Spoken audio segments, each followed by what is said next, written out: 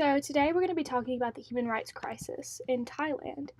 All this began in 2014 after the military coup led by General Prayut Ocha. And since then, his junta rule has made promises to restore democracy to civilians, but his promises have been empty. He also has had no regard or respect for human rights.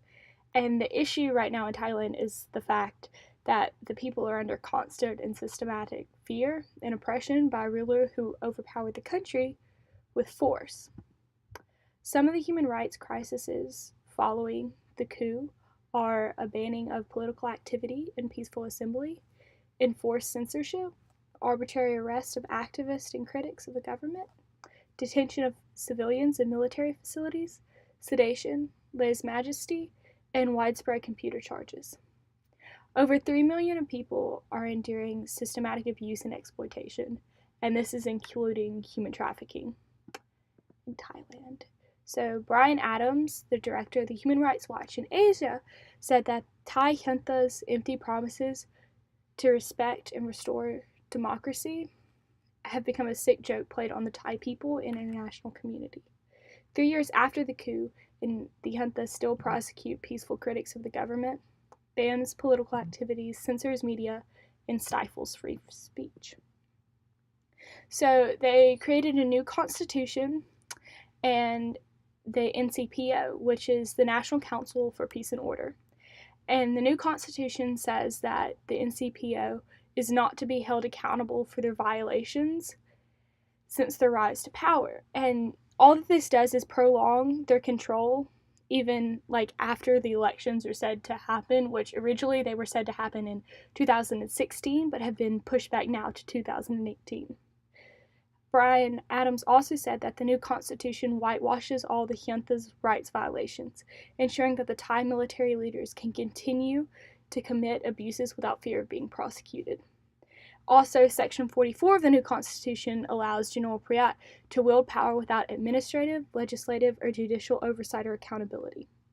All that this does is gives him power to do however he pleases without regards to how the people feel or any of the people's concerns or rights. So in Thailand, there's no checks and balances to make sure that the government is intact.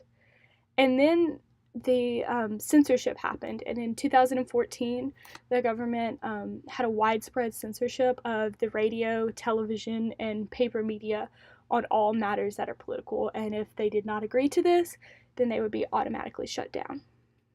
And since then, junta has been extensively monitoring the internet and online communication against anyone who tries to speak out against the government or shed light on what's going on in Thailand. And there's a new act in place, and it's called the New Computer Crime Act, and it allows broad power to the government to restrict free speech and enforce surveillance and censorship. And since 2016, Facebook is also banned in Thailand, and the purpose of this was to kind of pressure social media platforms to block content that insulted the monarchy, which is also known as lèse-majesty. And in total, the Thai people are not allowed to even speak freely, much less post freely online. The government is abusing its power through striking fear in citizens when they try to promote change. So the military is also detaining citizens. The max that they can do this is 7 days without charge. And they're interrogated, but nobody really knows what's going on during the interrogation because the Thai government has not provided any records. They're also not allowed to have a lawyer to protect them against mistreatment or malconduct. And the government has claimed that none of the citizens have been tortured, but once again, there's lack of evidence around that.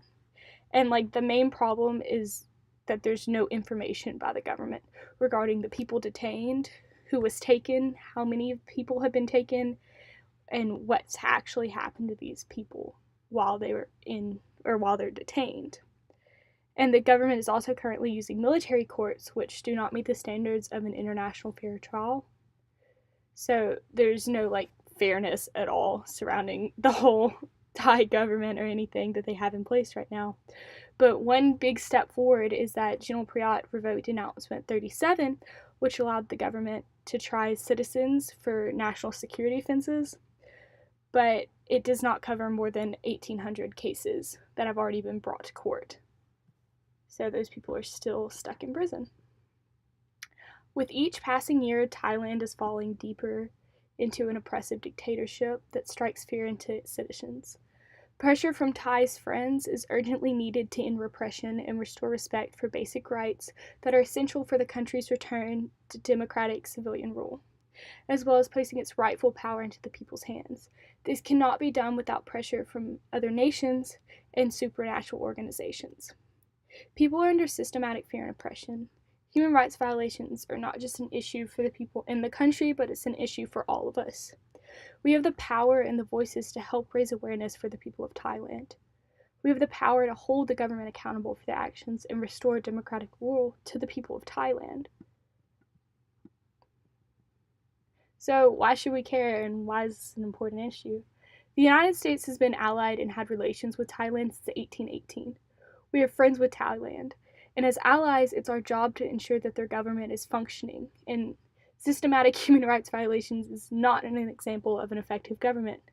The United States has recently moved them from Tier 3 to Tier 2 Human Rights Watch. We have the power to help and the position to help this situation. Human rights violations extend borders and go beyond the citizens of the nation. It's a concern for all of us, and it's our job to help raise awareness and prevent and stop these situations. The events in Thailand show how a prominent, wealthy, up-and-coming country can fall prey to these issues. If we continue to ignore it and do nothing, these problems will only get worse. This is an important issue since we do have the power to end this. These people, Thai allies, and the United Nations and all the neighbors all have the means to restore democracy. If we continue to make this an issue and let people know what's actually going on, people will listen. We have played an essential role in restoring democracy and liberating people.